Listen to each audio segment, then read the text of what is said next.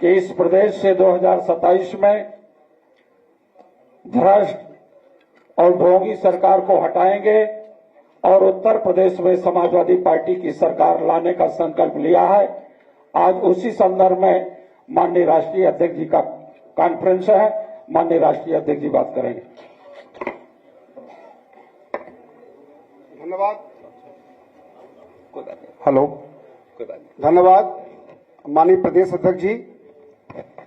आज समाजवादी व्यापार सभा के राष्ट्रीय और उत्तर प्रदेश कार्यकारिणी बैठक में आज इस कार्यक्रम की मुख्य अतिथि के रूप में पीडीए के महानायक, व्यापारियों के मसीहा और समाजवादी पार्टी की सरकार में लगातार व्यापारी हित में कार्य कर व्यापारियों के दिल में राज करने वाले परम आदरणीय राष्ट्रीय अध्यक्ष जी आदरणीय अखिलेश यादव जी का मैं बहुत बहुत शुक्रगुजार हूं। आपने जिस प्रकार से हमारे व्यापारी साथियों को, वैश्य समाज के साथियों को आपने इतना समय देकर उनको अभूतपूर्व सम्मान देने का काम किया, इससे मैं प्रदेश अध्यक्ष समाजवादी व्यापार सभा अपने पूरी टीम के साथ आपका बहुत बहुत कृतज्ञ हूं।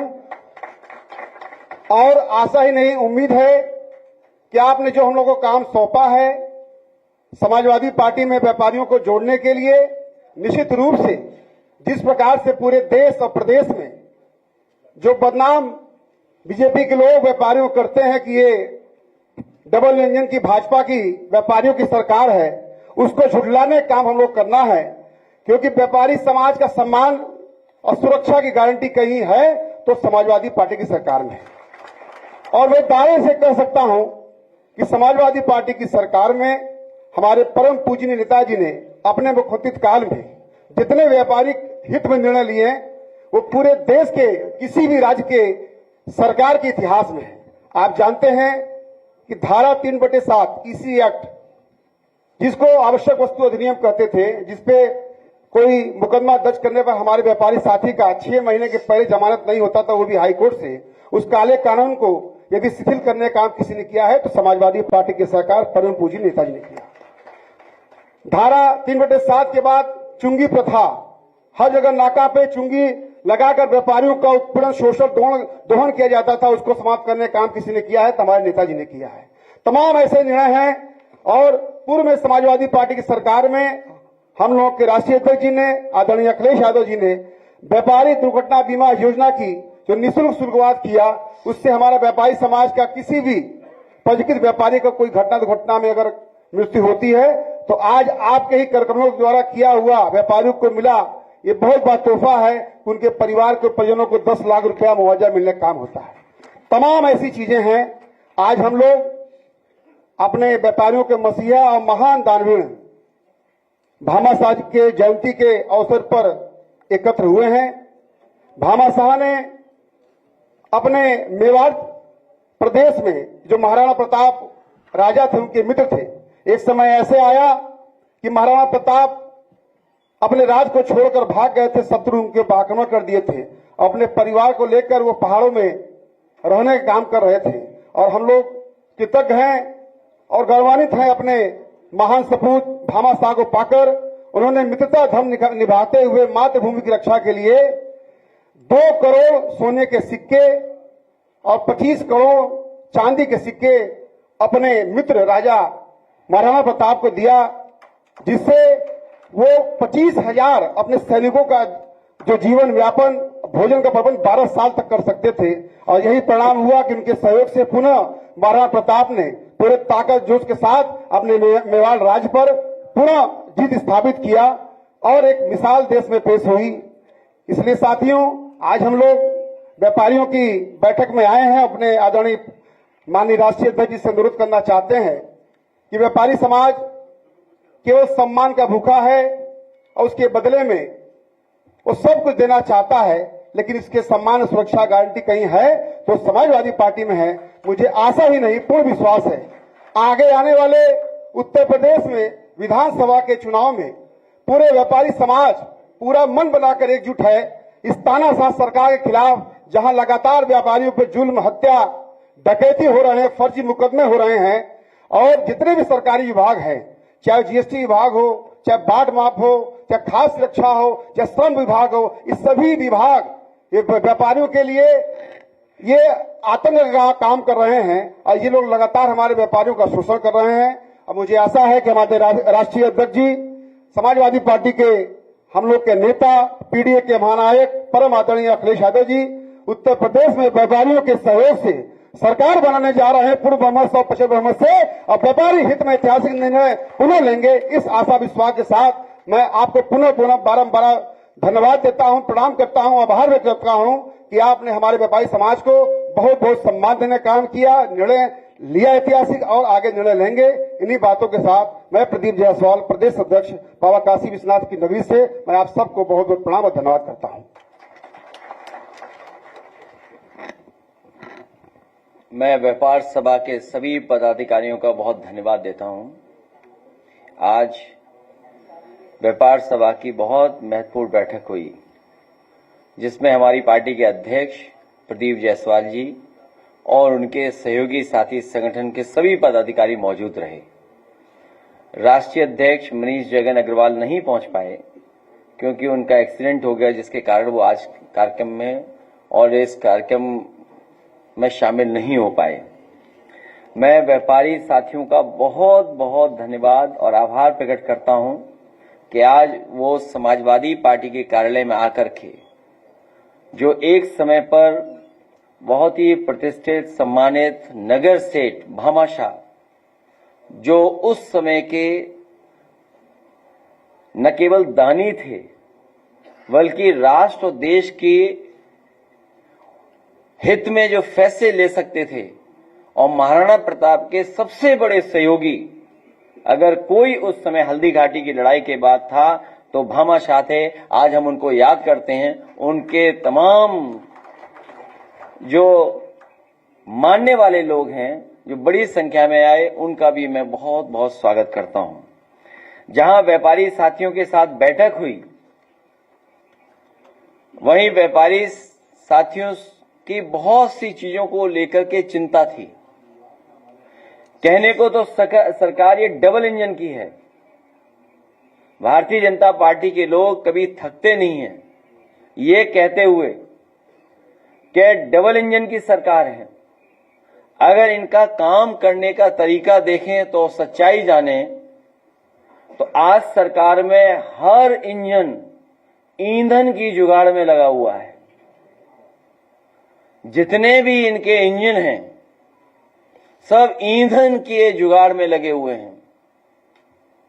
वहीं व्यापारी साथियों ने यह भी संकल्प लिया है कि बिना खर्चे के अपने स्थानों पर बैठ करके समाजवादी पार्टी का प्रचार के साथ साथ चुनाव में पूरी जिम्मेदारी के साथ सहयोग करने का काम व्यापार सभा के लोग करेंगे।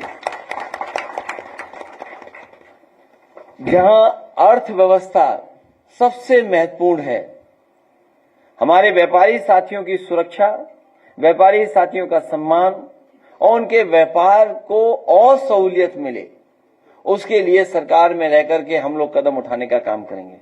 जहां भारतीय जनता पार्टी ने समय समय पर यह भरोसा दिलाया व्यापारियों को कि जितने भी उन्होंने फैसले लिए हैं, चाहे वो जीएसटी के हों या अन्य कानून के, ये कहकर के भरोसा दिलाया कि इसके लागू होने से, इसके सरलीकरण होने से व्यापार को लाभ पहुंचेगा। लेकिन सच्चाई यह है कि इन कानूनों ने हमारे व्यापारियों को जहां उलझाया है, वहीं व्यापार को भी संकट में डालने का काम इन गलत नीतियों के, इन गलत कार्यक्रमों के माध्यम से हुआ है। भाजपा के राज में, इस भारतीय जनता पार्टी की राज में व्यापार, कारोबार आर्थिक सामाजिक आपातकाल के दौर से गुजर रहा है। ये नए तरह की इमरजेंसी है व्यापारियों के ऊपर। ये ऐसा समय गुजर रहा है कि जहां पर आर्थिक सामाजिक आपातकाल लग रहा है। कल ही खबर हम लोगों ने अखबारों में पढ़ी और बहुत सारे जुड़े व्यापारी ये बात जानते होंगे। जहां अखबार में ही लिखा है और सरकार का ये आंकड़ा ये कहता है कि पिछले एक साल में 35,000 एमएसएमई कंपनियां बंद हुई हैं देश में। आप सोचिए कि जो सरकार ये कहती है कि हम व्यापारियों की सरकार है, हम कारोबार को बढ़ाने वाले फैसले लेते हैं, वहीं एक साल में जो सबसे महत्वपूर्ण इकाई है हमारे अर्थव्यवस्था की, एमएसएमई, वो 35,000 बंद हो गई हैं। जहां सरकार की जो मेंटलिटी है, काम करने का जो तरीका है, वो जाहिर हो रहा है कि ये सरकार ट्रेड मेंटलिटी से काम कर रही है, जिसमें प्रोडक्शन की कोई जगह नहीं है और जो गुड्स हैं, जो सामान है, उसके ट्रेड पे जोर दे रहे हैं। आप कल्पना करिए कि अगर इसी तरीके से अर्थव्यवस्था चलती रही तो वो हमारे जो कारोबारी हैं, उद्योग चलाने वाले लोग हैं, छोटे मोटे काम करने वाले हैं, उनकी हालत आने वाले समय में कैसी होगी। और ये सरकार लगातार बिचौलियों का प्रॉफिट कैसे बढ़े, बिचौलियों की आमदनी कैसे बढ़े, उसके फैसले ले रही है। कुछ भाजपाई मुनाफाखोरों की वजह से सारे व्यापारियों की सामाजिक छवि खराब हो रही है। वो तमाम भारतीय जनता पार्टी के भाजपाई कारोबारी जो मुनाफाखोरी कर रहे हैं, उनकी वजह से बड़े पैमाने पर बड़े व्यापारियों की छवि खराब हो रही है। भाजपा की विशेष चंदा पॉलिसी की वजह से सब जगह नजराना वसूला जा रहा है, जिससे महंगाई बढ़ती है, और अगर महंगाई बढ़ती है तो मांग घटेगी, और अगर मांग घटेगी तो हमारा व्यापार भी कम होगा। और व्यापारियों की इतनी आर्थिक स्थिति खराब है कि आज व्यापार चलाने के लिए उन पर पूंजी नहीं है, पैसा नहीं है। वो जहां व्यापार चलाने के लिए पैसा नहीं, तो आखिरकार व्यापार बढ़ाएंगे कैसे। और अब तो ऐसी भी सूचनाएं मिल रही और जानकारी आ रही है कि निवेश में एडवांस कमीशन की डिमांड हो रही है। अगर आप निवेश करना चाहते हैं तो आपसे एडवांस कमीशन की मांग हो रही है। और वहीं ऑनलाइन की चुनौती की वजह से हमारे बहुत सारे ट्रेडिशनल व्यापारी, उनका बड़े पैमाने पर नुकसान हो रहा है। और जिस तरह का टैक्स सिस्टम इन्होंने क्रिएट किया है, ये व्यापारियों के अंदर लगातार भय पैदा कर रहा है। कहने को तो ये कहते हैं कि हमारा टैक्स सिस्टम बहुत अच्छा होने जा रहा है, व्यापारियों की मदद कर रहा है, लेकिन सच्चाई ये है कि टैक्स सिस्टम व्यापार के लिए भय पैदा करता जा रहा है। जीएसटी के पुराने व झूठे नोटिस और पॉलिटिकल नोटिस, अगर कहीं व्यापारी समाजवादी पार्टी की विचारधारा, उसकी अगर तारीफ भी कर दी उसने, तो जीएसटी के पुराने व झूठे नोटिस और सेटलमेंट के नाम पर पूरा वसूली का तंत्र काम कर रहा है। ये नई पॉलिसी है भारतीय जनता पार्टी की। जहां विशेष चंदा पॉलिसी थी, वहीं उन्हीं की अंदर ही अंदर सेटलमेंट की पॉलिसी चल रही है। और उसका उदाहरण कई हमारे व्यापारियों ने देखा है। कानपुर जैसे बहुत बड़े शहर में जहां बड़ा कारखाना कारोबार है, वहां पर महीनों सेटलमेंट के लिए पुलिस बैठाई रह गई। कई स्थानों पर, प्रतिष्ठानों पर महीनों उत्तर प्रदेश की पुलिस बैठाई गई अपने सेटलमेंट के लिए। और जिन्होंने अगर सरकार की नीतियों के खिलाफ, सरकार की मंशा के खिलाफ, जो व्यापारियों को नुकसान पहुंचा रही हैं, अगर उन्होंने आवाज उठाई तो उन पर ईडी, जीएसटी के भी छापे लगे और छापे मारे गए। बाद में चंदा पॉलिसी के तहत, सेटलमेंट के तहत उसका भी रास्ता साफ कर दिया। और जीएसटी की छापेमारी का बहुत दबाव है। हमारे व्यापारी कारोबार कब करें, जब जीएसटी का ही दबाव उनके ऊपर बहुत सारा है। और व्यापारियों पे रियलिस्टिक फिगर नहीं है अधिकारियों के पास। उसका दबाव बनाते हैं कि ये टारगेट है, इसका हमें वसूलना है। जैसे पुलिस को वोट डालने का टारगेट देते हैं, पीठासीन अधिकारियों को वोट डालने का फर्जी टारगेट देते हैं, इसीलिए हमारे व्यापारी भाइयों को परेशान करने के लिए जीएसटी विभाग टारगेट फिक्स करके चलता है। और जिस तरह का कॉम्प्लिकेटेड टैक्स सिस्टम है और जो टैक्स कंप्लायंस है, उसकी वजह से भी बहुत ज्यादा हमारे व्यापारियों का नुकसान हो रहा है। और जो अकाउंट्स रिलेटेड जो खर्चा हो रहा है, उसका भी उन्हें बड़े पैमाने पर नुकसान होता जा रहा है। वर्किंग कैपिटल बची नहीं है, बैंक मदद ही नहीं कर रही है। बैंक में लोन लेने जाओ तो वो कमीशन मांगते हैं। उनके बैंक मित्र कमीशन मित्र बन गए हैं। अगर 5 लाख का आपको लोन चाहिए तो उसके लिए 50,000 एडवांस कमीशन देना पड़ेगा आपको। इसी पार्टी कार्यालय में एक बहुत गरीब व्यक्ति, जिसको कोई वसूली या इस तरह का भारतीय जनता पार्टी का कोई बैंक मित्र है, उसने गरीब से 50,000 वसूली और कहा कि तुम्हें 5 लाख का लोन दिलवा देंगे। अगर आपको इसकी जानकारी चाहिए हो तो मिल जाएगी आपको उसकी भी जानकारी। इसलिए एक समय आने पर समाजवादी सरकार व्यापारियों के लिए सुविधाएं देगी। व्यापार को आसान बनाने के लिए पारदर्शी नीतियां कैसे बने और व्यापारियों को अधिकारियों से भी रक्षा के लिए, अधिकारियों से रक्षा के लिए भी हम लोग काम करेंगे। इधर अधिकारी भी उनकी सुरक्षा के लिए खतरा बन गए हैं। मुझे पूरा भरोसा है कि जिस तरीके से समाजवादियों ने हमेशा कारोबार, बड़े उद्योग लगे और उत्तर प्रदेश की अर्थव्यवस्था बेहतर हो, उसके लिए काम किए हैं। नेताजी जी से लेकर के समाजवादी पार्टी की पिछली सरकार जो थी, उसमें भी बड़े महत्वपूर्ण फैसले लिए। आज जब मैं अखबार पढ़ रहा था, वो देख रहा था, उसमें तो जो इंसेंटिव दिए जा रहे हैं आज भी, वो इंसेंटिव उन्हीं उद्योगों को दिया जा रहा है जो कभी समाजवादी सरकार में शुरू हुए थे, बने थे। चाहे वो नोएडा का सैमसंग हो और चाहे आपके बगल में संडीला में पेप्सी का बड़ा कारखाना लगा हो। इसलिए बस कहने के लिए डबल इंजन की सरकार है, पर हर इंजन ईंधन की जुगाड़ में लगा है। मैं व्यापार सभा के सभी पदाधिकारियों का बहुत बहुत धन्यवाद देता हूं। हमारे प्रेस के साथी जो समय दिया हमें, उसके लिए बहुत धन्यवाद।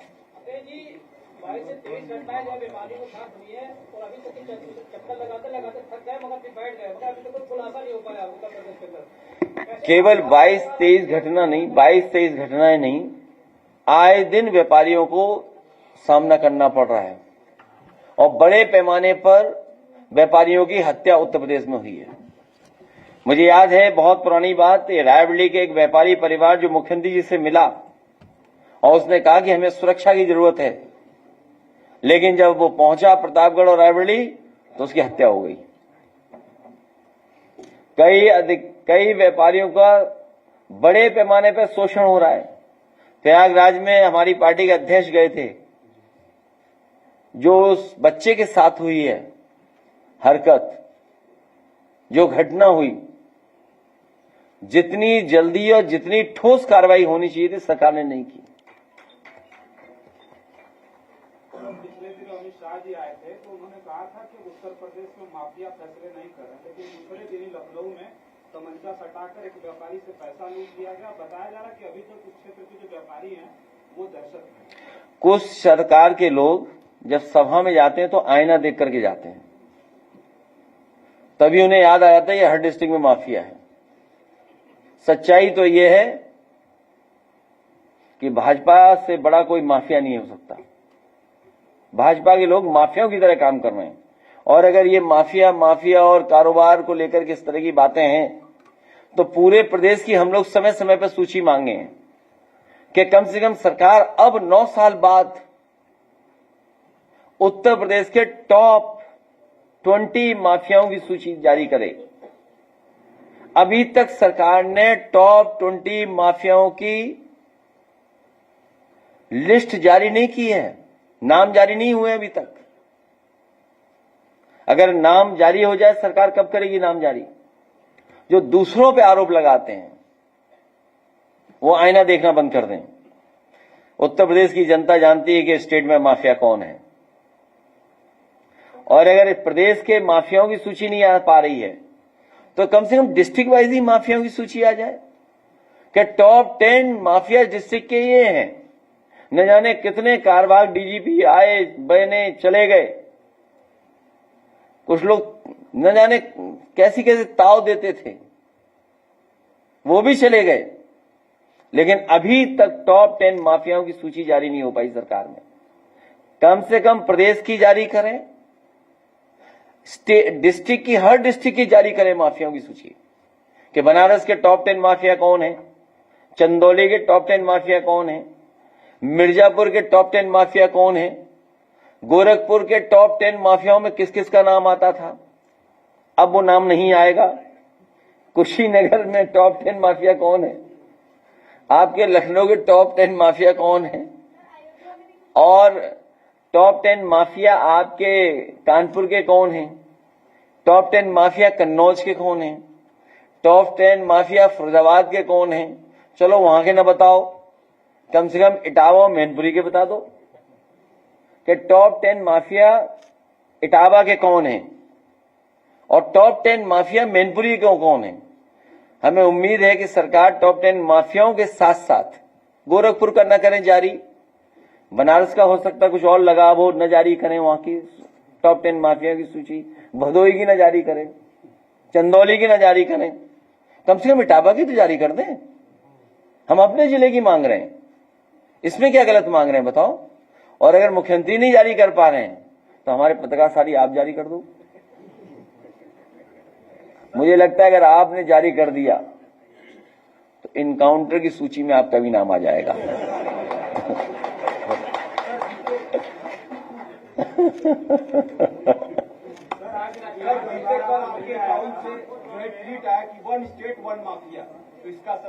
मैं भी ढूंढ रहा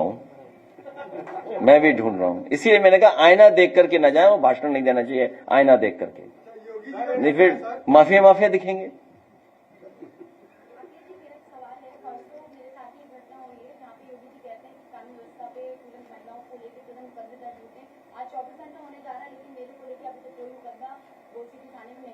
कहाँ पे नहीं हुआ?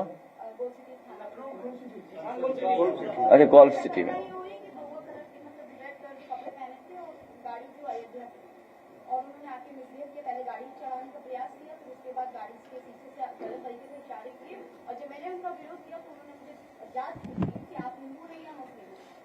मैंने उसका विरोध किया, तो जब मैंने सवाल किया तो उन्होंने कहा कि आप प्रधानमंत्री हो जो मैं आपसे सही से बात करूं, और बहुत गलत है क्योंकि सोशल मीडिया पे लगातार वीडियो भी है उसके, और मेरे पास भी पूरे प्रूफ हैं, और मैंने थाने पे लगातार अपनी बात रखी हूँ, लेकिन अभी मेरी कोई सुनवाई नहीं हुई है। अच्छा पता है किस अखबार में है? अभी इसी संदर्भ में मैं फोन किया, मैं नहीं बताऊंगा, मैं सीपी किया फोन किया तो वो कह रहे कि क्या तो मैं बताऊंगा, मैं पूछता हूँ, अभी तक कुछ नहीं बताया। बीजेपी चुने हुए लोग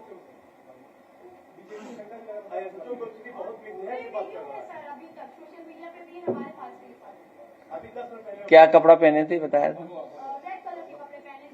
तो कुछ नहीं होगा उसका, कोई नहीं पकड़ेगा,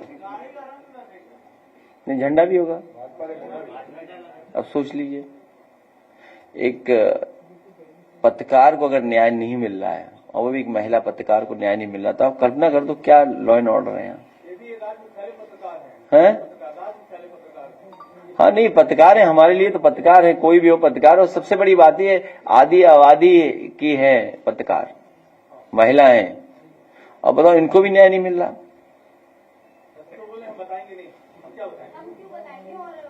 हमें उम्मीद है कि सरकार तक ये बात पहुंचेगी इनकी, हमारे माध्यम से सरकार कड़ी से कड़ी कार्रवाई करे जो ये भगवा कपड़ा पहन करके माफियागिरी कर रहे हैं।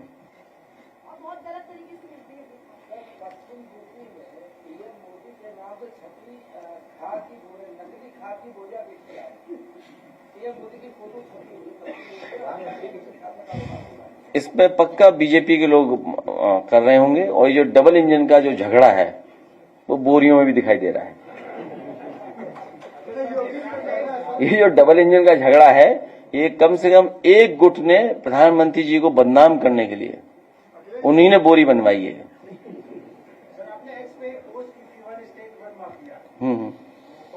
मैं भी ढूंढ रहा हूं उसे। कानपुर जो है दलित पिछड़े और 22 लोगों पे सोशल मीडिया को लेकर के कार्रवाई की गई। हालांकि सबसे बड़ी कार्रवाई तो मध्य प्रदेश में भी होनी चाहिए। वो मुख्यमंत्री पता नहीं क्या कह रहे थे, क्या कह रहे थे, अब बताओ। उन पे कोई कार्रवाई नहीं, किसके लिए ठाए ठाए कह रहे थे वो नहीं, किसको कह रहे थे वो? नहीं, उसको नहीं कह रहे होंगे ठाए ठाए, नहीं उसको नहीं कह रहे हैं। क्या संतोष सिंह तुम तो कह सकते हो, हम लोग नहीं कह सकते। सिंह कह सकते हैं, हम नहीं कह सकते। तुम्हारा झगड़ा पुराना है।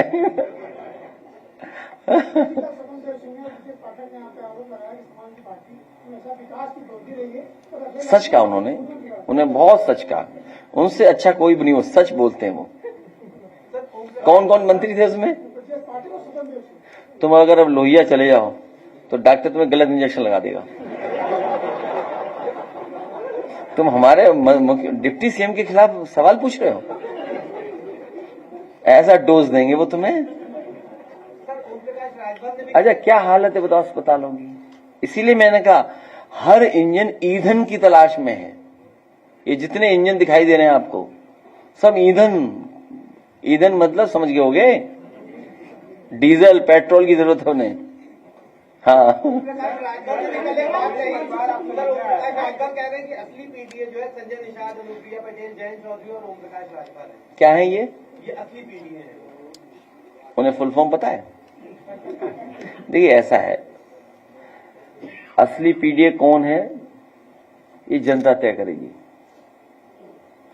पीडीए समाजवादियों ने बनाया है, इसलिए घबराए हुए पीडीए से वो लोग।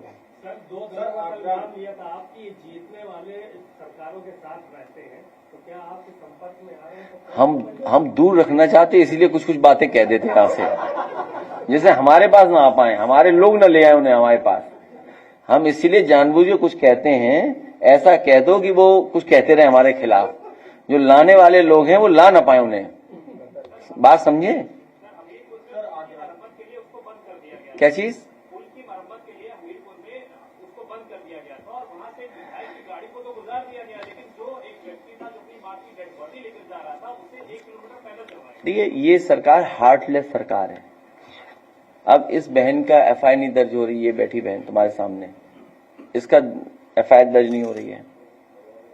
ये कितनी उत्तर प्रदेश में घटनाएं हम आपको बताएं। ये हार्टलेस सरकार है।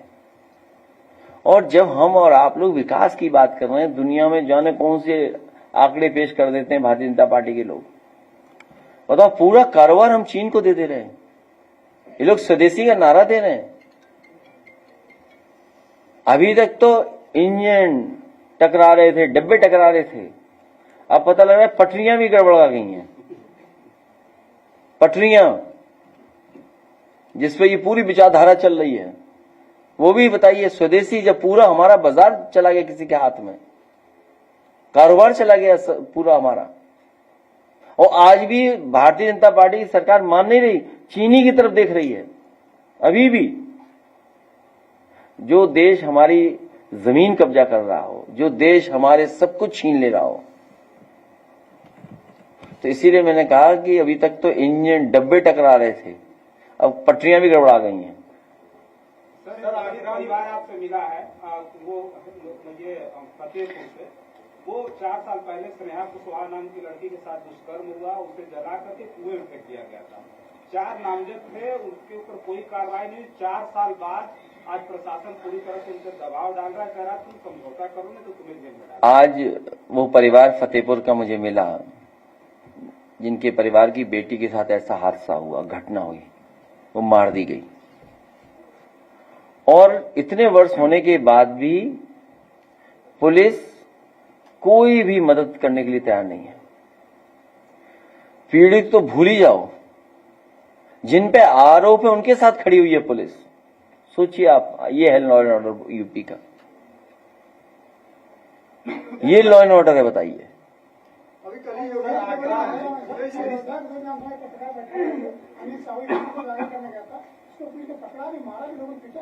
किस घटना में?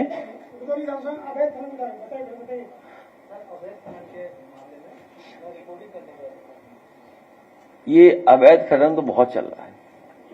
देखिए, इनके विधायक ट्रेन में यात्रियों को पीट रहे हैं, इनका एमएलसी लेन देन में कूटा जा रहा है, ये लोग सीसीटीवी पे पकड़े जा रहे हैं, कैमरों पे पकड़े जा रहे हैं, वो नाइट विजन कैमरे की वजह से पकड़े गए। पूरा का पूरा क्या व्यवस्था है बताओ? जो हाईवे बना रहे हैं उस हाईवे पे एक्सीडेंट हो जा रहा है इन्हीं के विधायक का। मंत्री लोग आखिरी वक्त पर जाने क्या क्या कर रहे हैं। कई मंत्री शिकायत करने के अधिकारी हमारी नहीं सुन रहे और अधिकारियों की ट्रांसफर पोस्टिंग किसी और कारण हो रही है और रात भर पैसे गिने जा रहे हैं। रात भर आप पता कर लीजिए विभागों के बारे में, पीडब्ल्यूडी का विभाग पता कर लीजिए आप, बिजली विभाग बिका जा रहा है। आप सॉलिड वेस्ट मैनेजमेंट पे देख लो आप क्या हालत है, नाले सफाई की हालत क्या है, बिजली का देखिए कितनी महंगी हो गई, कहीं प्रोडक्शन नहीं, कुछ नहीं। अगर पेड़ लग रहे हैं 200 करोड़ से ऊपर पेड़ लग गए हैं। मुझे तो ये नहीं लग रहा घास को तो नहीं गिन लेते हैं, झाड़ वाड़ को गिन लेते हैं, हो गए 200 करोड़। सोचिए आप 200 करोड़ पेड़ लगे यूपी में। बेसिक शिक्षा में और ऐसे जिलों को खोला गया है जिनका जहाँ कोई नीड नहीं, जिनकी 15 जिलों को केवल 75 जिलों का आपको जो है ट्रांसफर करवाना है। जिस महिला को या जिस लेडीज को अगर आना हो तो वो क्या अपना स्थान, जैसे मान लीजिए हमें लखनऊ आना है, लखनऊ में तो वीवीआईपी कल्चर है, पूरा वीवीआईपी पैक है पूरा, ठीक है। उसके बाद में जो आसपास के लिए है उसको खोला ही नहीं हुआ। शिक्षा विभाग में भी कई तरह के करप्शन चल रहे हैं और जितने संभव है करप्शन इस सरकार में सब हो रहे हैं। योगी जी ने फिर से कहा है कि व्यापारी और व्यक्ति के लिए जो खतरा बनेगा उस अगले चौराहे पर यमराज वेट करते मिलेंगे। तो अपना शीशा देख लें, ये क्या बात हुई, और अपने आंकड़े मंगा लें डायल 100 से। ऐसा है अब पुलिस को नहीं काम करना, अब मुख्यमंत्री जी को खुद ही निकलना पड़ेगा।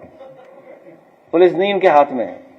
अगर उनके हाथ में पुलिस होती तो आए दिन हत्या नहीं हो रही होती, आए दिन लोगों की जान न गई होती, आए दिन बेटियों के साथ ये घटनाएं नहीं होती।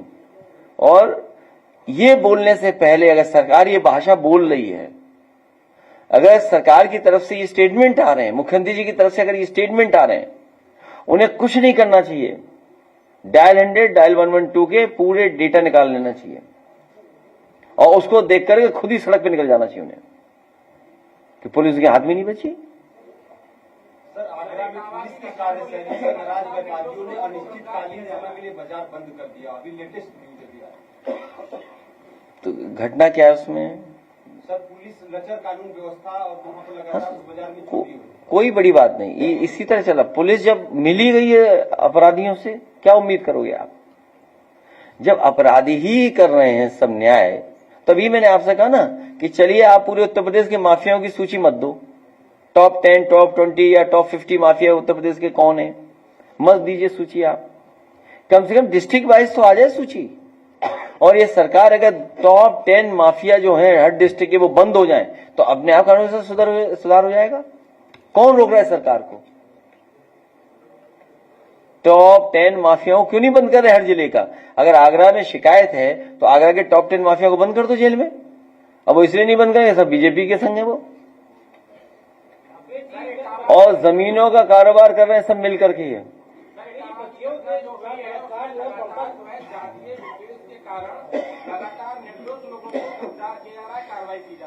आज व्यापार सभा के लिए एक बहुत बढ़िया ऐड बनाया है, वो ऐड आप जरूर देखिए। लाइए ऐड और लाइट बंद कर दो, उसके बाद कोई गाना लगाइए, जौनपुर का जो गायक उसका गाना, पूछो महोगा का।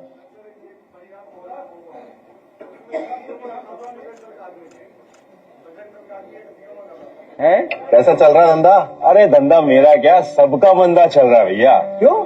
अरे जब पब्लिक के हाथ में पैसा ही नहीं है तो डिमांड कहाँ से होगी? नोटबंदी और जीएसटी के बाद तो धंधा घटता ही जा रहा है। हमारे कब की तरह उधर गांव में बोरी में चोरी हो रही है, और यहाँ सत्ताधारियों के चंदे की रसीद काट काट के खुलेआम सीना चोरी हो रही है। गजब ही लूट है भैया। तो क्यों ना मिलकर बंद करें लूट का ये कारोबार और लाए काम व्यापार बढ़ाने वाली अपनी सरकार, जिसने खेत और हुनर को व्यापार से जोड़ा था, निवेश को जमीन पर उतार कर दिखाया था और अपने राज्य में रोजगार को बढ़ाया था। जिनका काम आज भी है यार, 27 में बनाएंगे उनकी सरकार। अपना भविष्य खुद बनाएंगे, किसी के बहकावे में नहीं आएंगे, सबको समझाएंगे, एकजुट होकर 27 में अपनी सरकार बनाएंगे, मतलब पीडीए सरकार लाएंगे। अपनी सरकार बनाएंगे, अपनी सरकार बनाएंगे।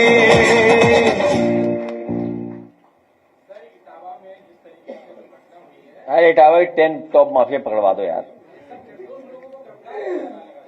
तो वो तो पकड़ेंगे निर्दोष लोगों को, और किसको पकड़ेंगे भाई? घटना क्या है? किस घटना में पकड़े गए? कौन सी घटना थी? क्या हुआ था कथावाचक में? क्या हुआ था? क्या क्या हुआ था? हैं? अरे बता दो ना क्या क्या हुआ था। जिस तरीके से जिस जाति के लोगों ने, यादव जाति के लोगों की जिस तरीके से चोटी काटी गई, उनको जो है पैर चटवाए गए। देखिए सच्चाई ये है, आप सब सच जानते हो, ऐसा नहीं है कि आप लोग नहीं जानते हो। भारतीय जनता पार्टी जातिवादी सरकार है, जातिवादी सरकार है। इसमें सबसे ज्यादा जात के आधार पर फैसले होते हैं। और किसी विभाग को आप देख लीजिए, किसी विभाग को आप देख लीजिए, ये दूसरों पे आरोप लगाते हैं कि जातिवादी हैं। आप इनका विभाग देखिए कौन है। अगर समाजवादी सरकार होती, अगर एक बिरादरी के 2 भी दिखाई दे जाते तो हम जातिवाद हो जाते। आप ऊपर से नीचे तक देख लो। आप एक दिन आपने सीरियस नहीं लिया होगा, सीरियस भी लिया हो आपने, ऐसा नहीं कि आप सब पढ़े लिखे हर बात को समझते हैं। मैंने ये कहा था कि 2500 लोग हैं, 2500 लोगों ने उत्तर प्रदेश लूटा है। और नहीं मानते आप, गिनती कर लीजिए, अगर गलत गिनती हो तो बता देना आप। केवल 2500 लोगों ने, 2500 लोगों ने पूरा उत्तर प्रदेश लूट लिया, और वही अन्याय करा रहे हैं, और वही जाति के आधार पर आपको परेशान कर रहे हैं। आप बताइए, प्रतापगढ़ में हमारी पार्टी के जिलाध्यक्ष और उसके परिवार पर 100 मुकदमे, 100 मुकदमे, कोई सुनने वाला नहीं। काहे के आईपीएस, काहे के डीएम, काहे के कुछ, क्या स्थिति पैदा कर दी सोचो आप। 100 मुकदमे हैं, सोचिए आप। रमाकांत यादव जब उनके साथ थे तो माफिया नहीं थे क्या? बीजेपी में नहीं थे रमाकांत? बीजेपी वाले मना कर दें कि बीजेपी में नहीं थे, तब वो माफिया नहीं थे, तब वो रमाकांत जी, उनके प्यारे रमाकांत जी थे।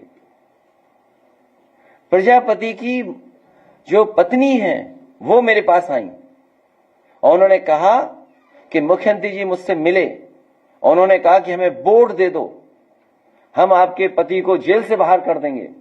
तो इसका मतलब यह हुआ कि भारतीय जनता पार्टी ने उसको फंसाया, प्रजापति को। भारतीय जनता पार्टी ने प्रजापति को फंसाया, जेल भेजा। जब वोट चाहिए था तो उसकी पत्नी से वोट मांग रहे थे भारतीय जनता पार्टी के मुख्यमंत्री, जो आज मुख्यमंत्री हैं, वो वोट मांग रहे थे।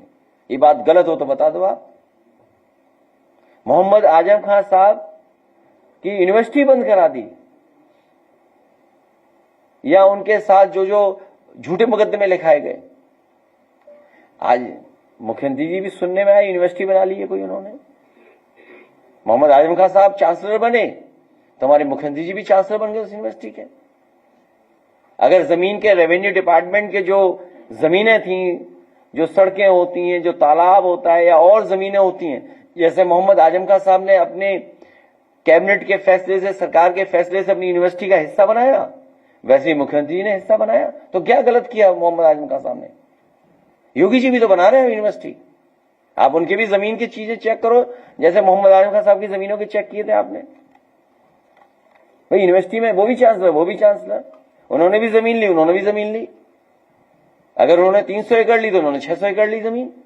आप पता करिए गोरखपुर में कितनी जमीन ले ली। हाँ, आप लोग लिखा दोगे या चला दोगे तो हो सकता है आपका हाफ एनकाउंटर हो जाए। तो जातिवादी कौन है? कौन भेदभाव कर रहा है फैसलों में? और सोचिए आप, व्यापारियों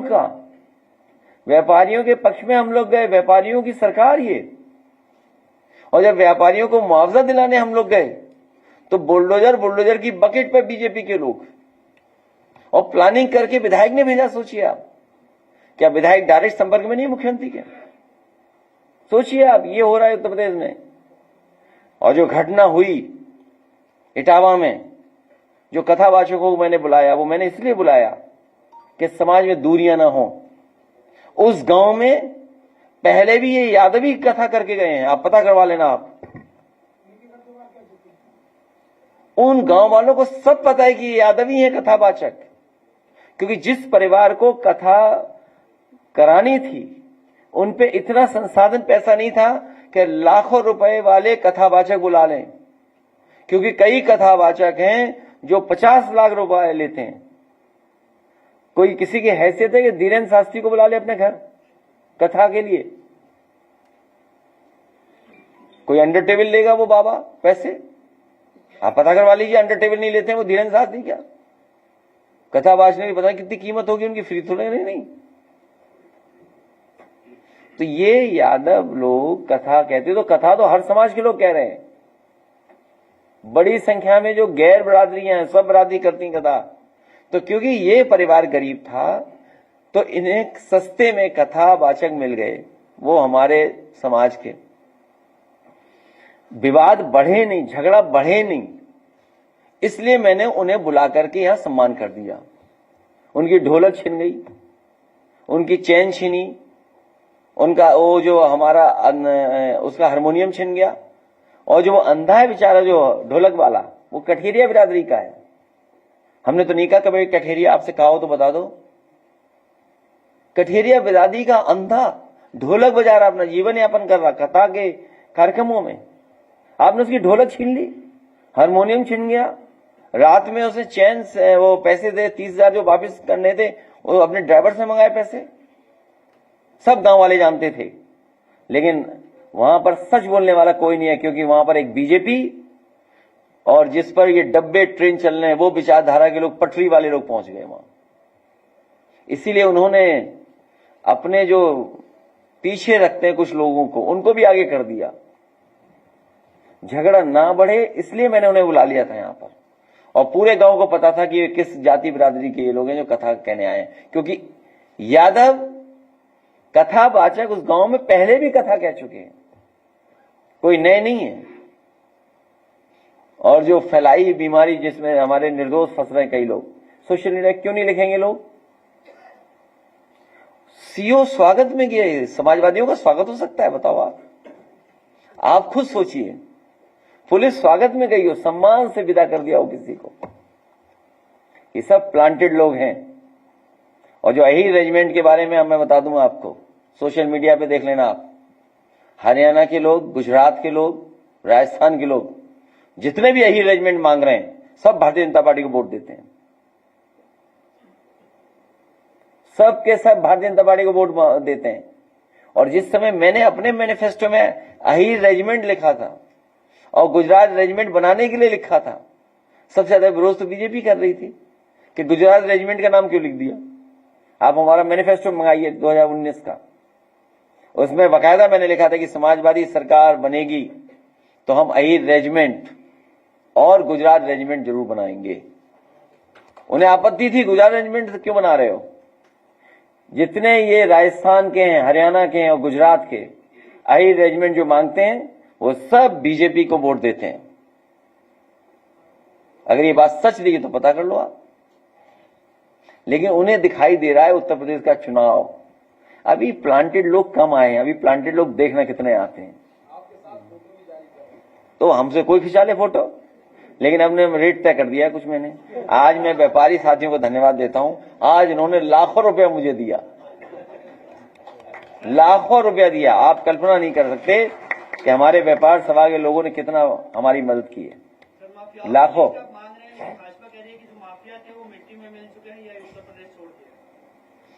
मैं कह रहा हूं भाजपा के लोग जब माफिया बारे में बोले तो अपने घर का शीशा देख के ना निकलें।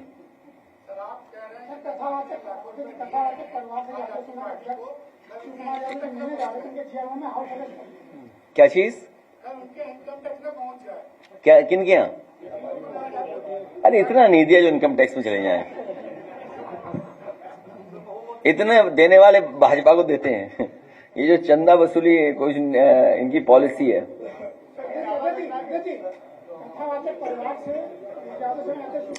देखिए आप देखिए ऐसा है, भगवान कृष्ण पूरी दुनिया में उनका है, भाजपाई भगवान बदलने वाले लोग हैं। इस समय से भगवान बदल देते हैं। मैं आपसे कह रहा हूं भाजपाई भगवान बदल देते हैं अपने सब समय, भगवान बदलते रहते हैं। इनका एक भगवान नहीं है। हो सकता है बुरा लगे उन्हें इस बात को लेकर के, हम पे कहें कि हम सनातनी नहीं है। सत्य का रास्ता ही सनातन है, धर्म का रास्ता ही सनातन धर्म है, और धर्म का रास्ता अन्याय नहीं कर सकता।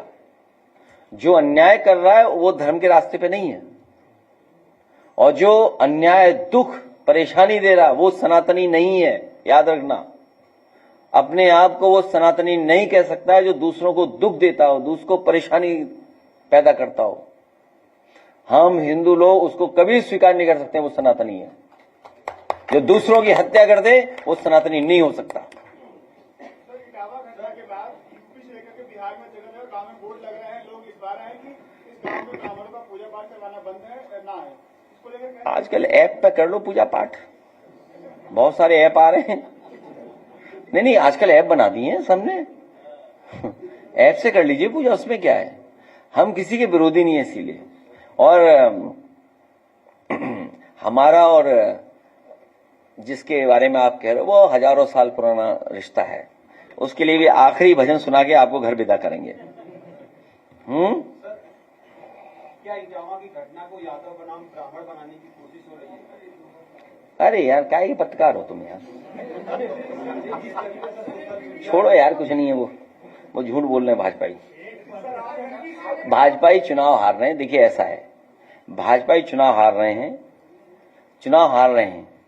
अरे बताइए, अगर वो पक्ष में थे तो माता प्रसाद पांडे के ऊपर क्यों गाली गलौज करा रहे थे? भाई वो क्या ब्राह्मण नहीं है? नहीं, अंडे फेंके, अपमानित किया। बताओ, आप बताओ, माता प्रसाद पांडे सीनियर नहीं है क्या? शीशा तोड़ दिया। एक राहुल यादव है और उसके क्या कहते हैं, शीशा तोड़ दिया गया। ये हम कभी समाजवादी लोग जातिवादी नहीं हो सकते, लेकिन हम पीढ़ीवादी हैं थोड़े, और भारतीय जनता पार्टी जितना कहेगी हम उतना पीढ़ीवादी हो जाएंगे। भारतीय जनता पार्टी जितना प्लांट करेगी हमारे खिलाफ हम उतने ही पीढ़ीवादी हैं। बस याद रखें वो लोग। ये भारतीय जनता पार्टी तोड़वा रही है, भारतीय जनता पार्टी तोड़वा रही है, क्योंकि वो जब ये कहते हैं कि वो सेक्युलरिज्म और सोशलिज्म के खिलाफ हैं, तो सेक्युलरिज्म हमें इक्वलिटी इन रिलीजन देता है, हमें बराबरी का मौका देता है, और सोशलिज्म में मतलब आर्थिक और सामाजिक, सोशलिज्म में हमें आर्थिक बराबरी का मौका मिलता है। ये कैपिटलिस्ट लोग हैं, ये बड़े बड़े लोगों के साथ खड़े हुए लोग हैं।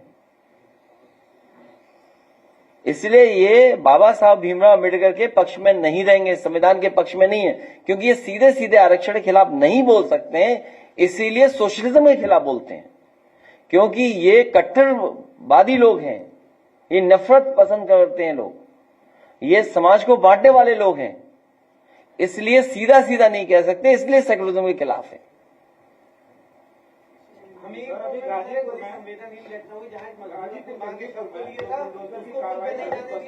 मैंने बता दिया, उस पर कह दी बात।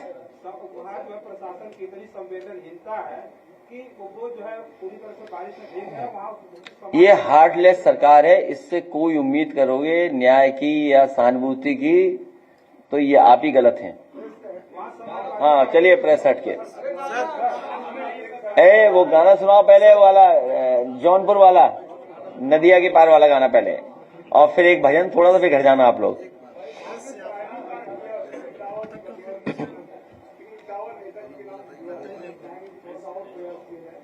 शांति नहीं नहीं, अरे ये मैं आपको बता दूं, एक बीजेपी का नेता हुआ और कुछ लोग जो जिसपे पटरी जिसपे डबल इंजन चल रहे हैं, उनके लोग पहुंचे थे गांव में, आप पता करवा लो आप। उन्होंने नफरत फैलवाई, उन्हीं ने झूठ बुलवाया, बोला महिला वो तारीख छेड़ा है, बताइए। अब मैं बोल दूंगा तो कुछ बात हो जाएगी, बात नहीं इससे वही खुशहाली दिया बेटा 27 में न्याय मिलेगा उसमें। ये सब बीजेपी वाले करवा रहे हैं, दोनों तरफ खड़े हो गए बीजेपी वाले लोग। ये नहीं दूसरा वाला गाना सुन चुके हैं लोग। पहले भजन सुना दो शायद, ठीक है। हमने कहा नदिया एक बार वाला गाना जो बनाया था उसने शायद, ये जितना चाहिए पीडीए के खिलाफ बोल रहे हैं, इसलिए क्योंकि पीडीए परेशान किए हुए इन्हें। पीडीए में प्रेस भी है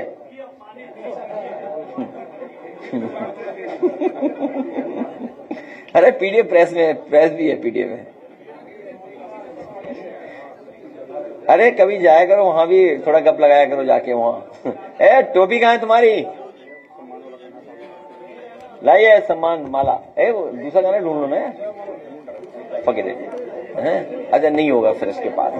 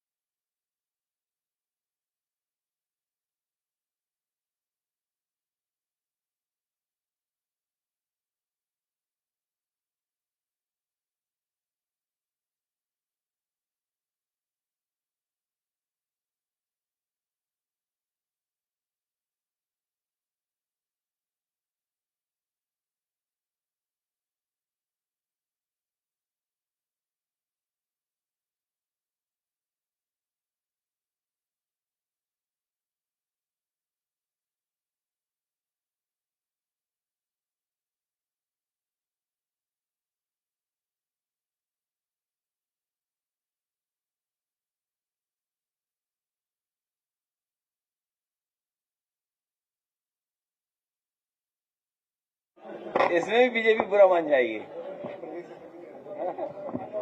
नहीं एक चीज तो है, एक दिन हम प्रेस करेंगे कि भाई बीजेपी को चंदा दे दो, हमारे मंदिर को भी तो चंदा दे दें वही लोग, नहीं तो हमारे भगवान उन्हें पाप पड़ेगा उन पर नहीं देंगे तो। हाँ हाँ और क्या, सच बता रहे हैं हम आपको।